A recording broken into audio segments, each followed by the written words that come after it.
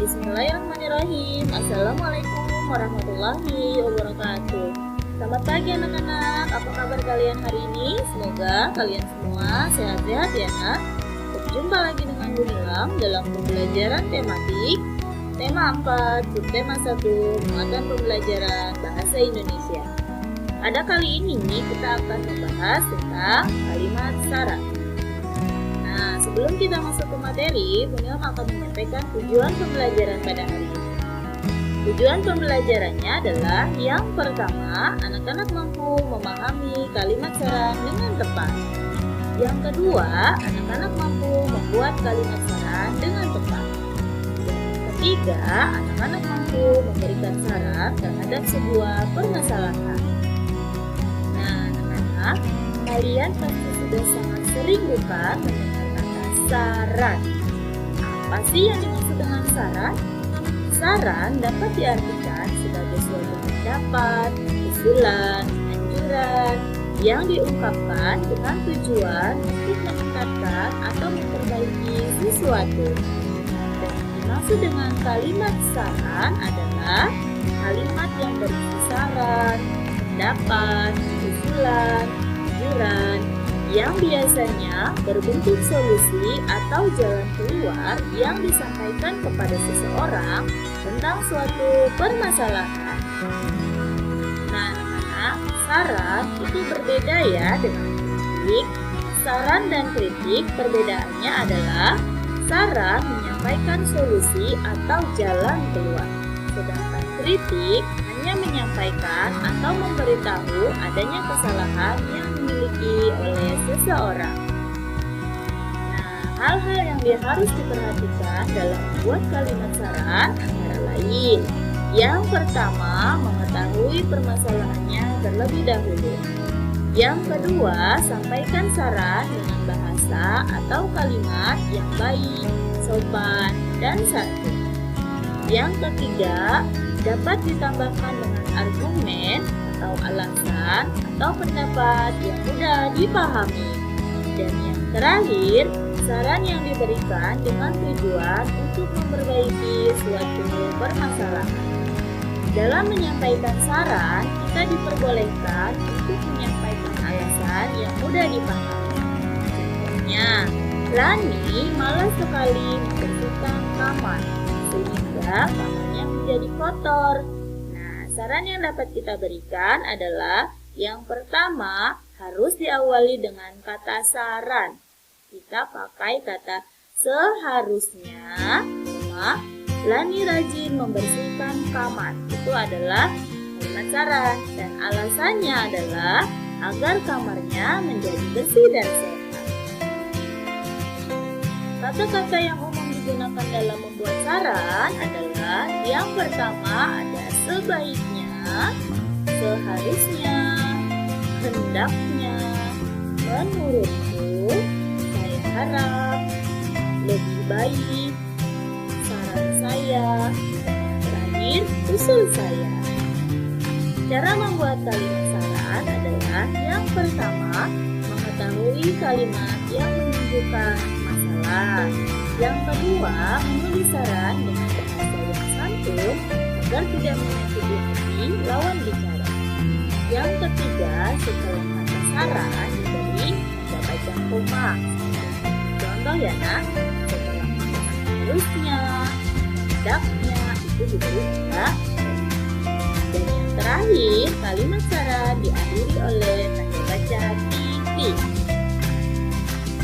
Nah, contohnya adalah Rasya pulang kehujanan sehingga baju seragam Rasya basah kuyup.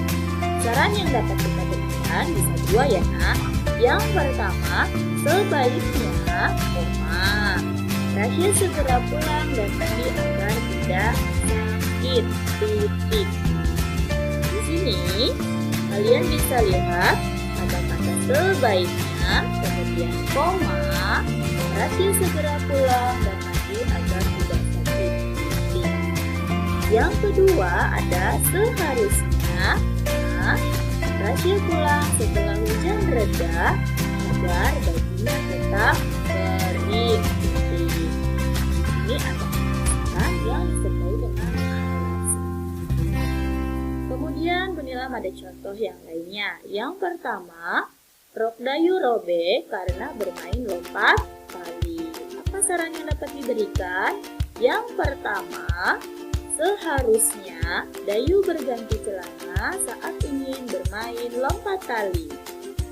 Yang kedua, bisa juga diberikan saran, seharusnya Dayu hati-hati saat bermain agar rok yang dipakai tidak robek. Contoh yang kedua adalah Doni ingin bermain dengan tetangganya. Ia masih mengenakan seragam sekolah. Saran yang dapat diberikan adalah sebaiknya Doni berganti baju terlebih dahulu dengan baju untuk bermain. Kalau bermain kita tidak boleh menggunakan seragam sekolah ya nak. Dan contoh yang ketiga adalah Arya, anak yang rajin belajar. Ia selalu mendapat juara kelas. Saran yang dapat diberikan adalah saya harap Arya dapat mempertahankannya agar tetap menjadi guru. Nah, kesimpulannya pada pembelajaran hari ini adalah kalimat saran adalah kalimat yang berisi berupa pendapat, berupa solusi yang disampaikan kepada seseorang tentang suatu permasalahan. Yang kedua, kata khusus untuk menyampaikan saran adalah sebaiknya, seharusnya, saya harap, dan lain-lain. Yang ketiga, kalimat saran disampaikan dengan bahasa yang sopan dan mudah dipahami. Yang keempat, dalam menulis kalimat saran, setelah kata saran diberi tanda koma dan diakhiri oleh tanda titik. Dan yang terakhir, jika memberikan saran, hendaknya disertai dengan alasan yang mudah dimengerti. Nah, anak-anak, latihannya adalah kalian mengerjakan buku paket tema 4, yaitu 3D, pada halaman 12, nomor 1 sampai dengan nomor 4, yaitu latihan tentang membuat kalimat saran. Yang harus kalian ingat adalah sebelum kalian mengerjakan latihan, karena buku itu adalah masih baru, jangan lupa beri nama lengkap pada buku paket tema 4 atau 3D. Yang kedua, buatlah kalimat saran disertai dengan alasan. Jadi, latihan yang kalian kerjakan jangan hanya ditulis kalimat sarannya saja, tapi berikan juga alasan yang tepat terhadap saran yang kalian berikan. Terakhir adalah latihan yang Ibu berikan hari ini dikumpulkan pada hari Sabtu bersamaan dengan pengumpulan dan pengumpulan hasil ulangan harian. Oke anak-anak, terima kasih atas perhatiannya. Semoga apa yang Ibu sampaikan dapat kalian pahami dan jangan lupa untuk mengisi absen dan kegiatan ibadahnya ya nak. Tetap semangat dan jaga selalu kesehatan. Akhir kata, wassalamualaikum warahmatullahi wabarakatuh. Sampai jumpa di pertemuan selanjutnya.